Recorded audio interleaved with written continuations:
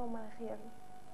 يعني دلوقتي ما نقدرش نشوف. اول لما جيت المناديل كلها تحت شافوني، بس انا لما هما بيبقوا خايفين بيعملوا كده، لكن مادام هما طول ما هما مطمنين. يعملوا ايه؟ هو انا دلوقتي انا ممكن اوريكي حاجه. انا دلوقتي بطني منفوخه.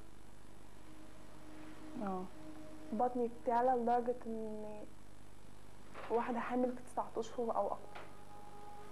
هما كده خايفين ولا مطمنين؟ كده هما خايفين جدا.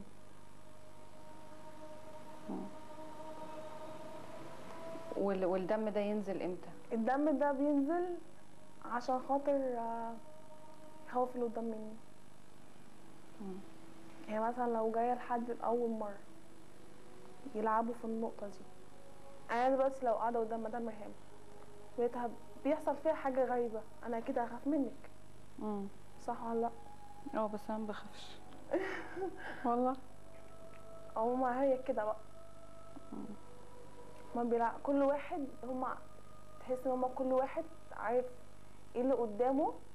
بلعب في البني ادم اللي قدامي حسب ما هو بيخاف. فاهماني؟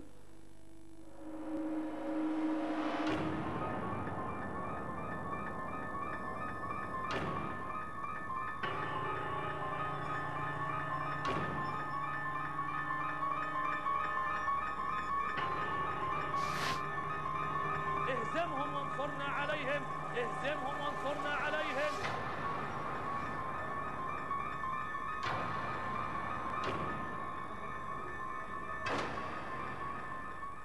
انا بأقسم بالله العظيم ان اللي حصل ان انا نملت كلي وحسيت ان روحي بتتسحب، وهي بتقولي ان هو كان في حد جنبي. صح؟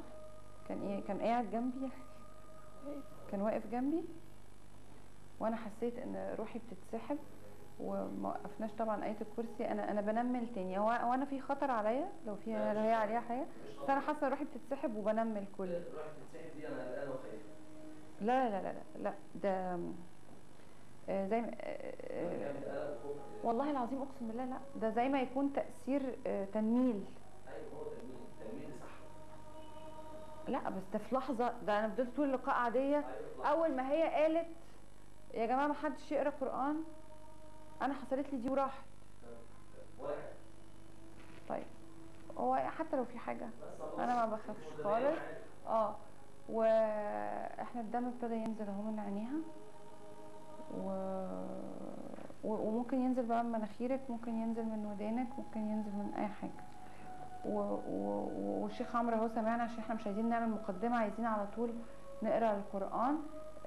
لو الشيخ عمرو سمعني، هي بتقول ان هي قرا عليها شيوخ كتير جدا، قالوا لها ان عليها عشيره من الجن، من اكتر من 1000 واحد بتشوف ناس شكل الفيران، حد بيحاول يمسها وهي نايمه، ومحدش عارف يطلع من عليها خالص. اللي عليها مش واحد، اللي عليها 1000.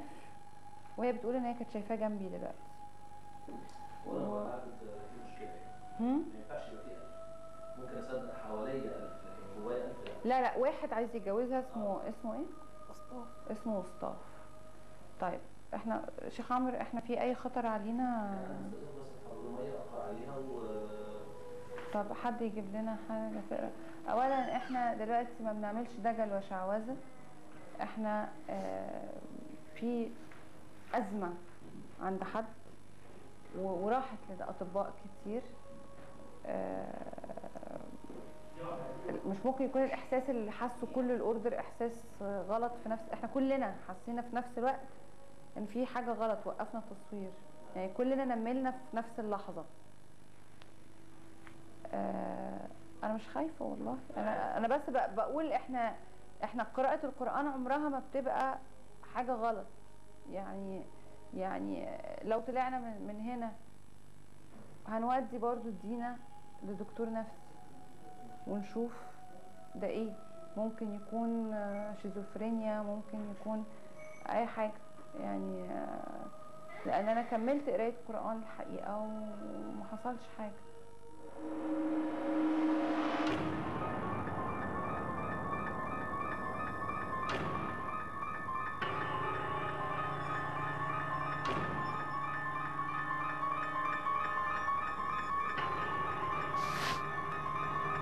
اهزمهم